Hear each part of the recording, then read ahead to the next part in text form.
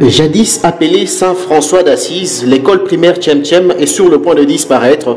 La raison, c'est les fissures qui sont visibles sur presque l'ensemble du bâtiment dont la toiture est faite en tuiles.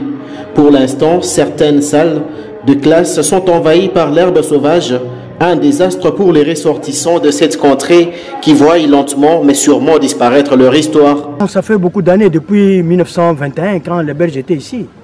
C'était une école mère dans les territoires des Sando.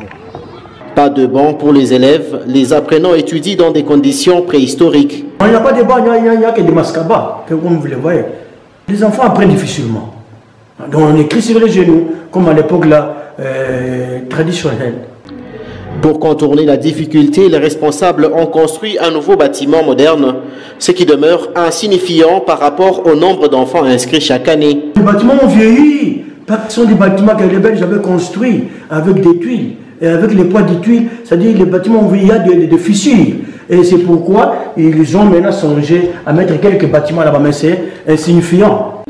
À découvrir également dans cette contrée, l'école primaire Kitoumaïni qui était réservée jadis aux jeunes filles. Le gouvernement ne s'intéresse pas. Il n'y a pas une main forte.